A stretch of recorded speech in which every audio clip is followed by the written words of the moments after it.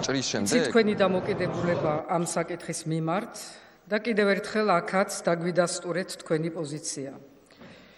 მეც თქვენსავით მჯერა, რომ ხალხის მიერ არჩეული პრეზიდენტი საკუთარ და ძლიერ ლეგიტიმურობის მატარებელია, რომ ამითი ის იმსახურებს სხვა ხარისხის ნდობას, ვიდრე ერთი ან მეორე უმრავლესობის მიერ არჩეულისა და შესაძლებლობა ეძლევა, რომ ქვეყნის შიგნით თუ გარეთ ითამაშოს შემწყნარებელი, გამაერთიანებელი როლი და გახდეს სახელმწიფოს ერთიანობის, უწყვეტლობის და სუვერენობის სიმბოლო.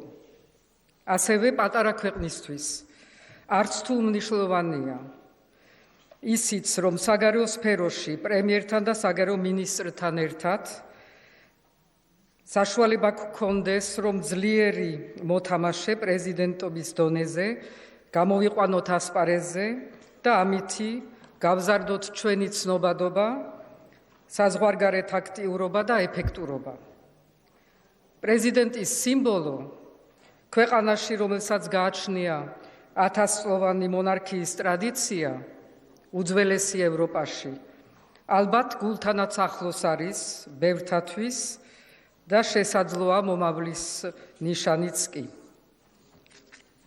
სამწუხაროდ, ბატონო პრეზიდენტო, თქვენ ამ სიმბოლოს არ თუ ვერ გაუფრთხილდით ისე, როგორც სასურველი იქნებოდა. სამწუხაროდ, ის მრავალთავიანი საგარეო წარმომადგენლობა მსოფლიო მოედანზე გადააქციეთ სამარცხვინო შეჯიბრად და ქიშფობის საგნად.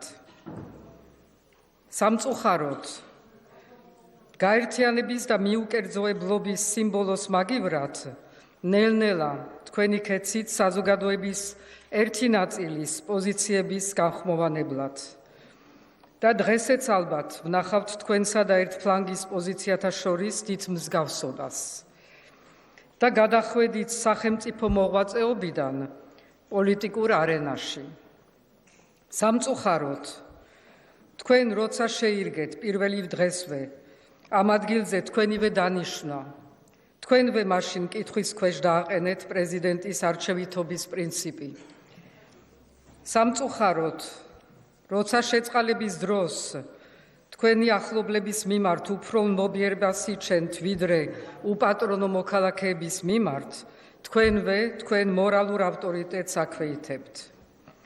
სამწუხაროდ, როცა ვეტოთ იმხმალაობთ, იმის მაგივრად, რომ ეს ბერკეტი გამოიყენოთ მხოლოდ უკიდურეს შემთხვევაში, როცა ნამდვილად დემოკრატიული ან სახელმწიფოებრივი პრინციპი ირღვევა და საფრთხის ქვეშ დგება, და ამის მაგივრად, რომ იგეჩვიათ საზოგადოება ჩვეულებრივ აზრთა სხვაობას, ჯანმრთელ დისკუსიას და ურთიერთაზრების პატივისცემას, თუმცა ეს მხოლოდ თქვენზე არ არის დამოკიდებული და ამის მაგივრად დაპირისპირების და დაძაბვის მაგალითს აძლევთ, ამით თქვენი გამაერთიანებელი და შემწყნარებელ როლს აკნეინებთ.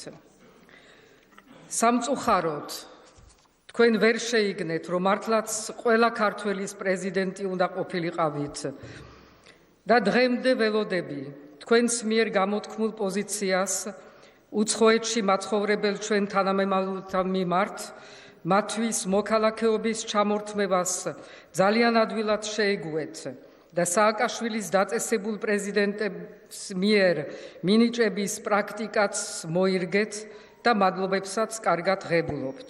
ამ დროს არ გიფიქრიათ, რომ ეს პრინციპი არის დისკრიმინაციული, არაევროპული, უკარგავს ჩვენ მოქალაქეებს სახელმწიფოსთან მჭიდრო ურთიერთცხოვრების სურვილს და ჩართულობის საშუალებას. უკარგავს აფხაზეთის და ცხინვალის რეგიონის მაცხოვრებლებს საშუალებას, რომ დღეს ევროპის ვიზებით ის პოლიტიკას ზურგს უმაგრებს და საერთოდ, რომ ეს არის პატარა ქვეყნისთვის უგუნური და წინ დაუხედავი გულგრილობა. დღევანდელ სიტყვაში არათუ მოქალაქეობის საკითხზე, რომელიც საკონსტიტუციო დისკუსიაში ერთ-ერთი მნიშვნელოვან ადგილს იკავებს, და რომელზედაც არ გიკითხავთ ქუთაისელების აზრი, თუმცა აქედან არიან ძალიან ბევრი წასულნი ემიგრანტები, არამედ საერთოდ არაფერი გითქვამთ ჩვენ უცხოეთში მყოფი თანამემამულეების ბედზე, რომლებიც ჩვენი ქვეყნის მოსახლეობის 1/4-ს წარმოადგენენ, მეც თუ არა. და ბოლოს, სამწუხაროდ, სახელმწიფო მეთაურისთვის ჩვენ ოკუპირებულ ტერიტორიების საკითხზე ახალი სიტყვა ვერ თქვით. შემოიფარგლეთ ლოზუნგ დაასრულებინეთ ფრაზა გთხოვთ. ასრულებ. როცა რაც დრო გადის, უფრო ჩვენ საწინააღმდეგოდ ვითარდება სიტუაცია და ამ უმნიშვნელოვანეს საკითხს სჭირდება მეტი, ახალი სიტყვა და სტრატეგიული ხედვა, ერთიანი ფიქრი და აქტიურობა. სწორედ ამ საკითხის მოგვარებაში გვჭირდება პრეზიდენტის მეტი ძალა და მეტი ერთობა. გმადლობთ.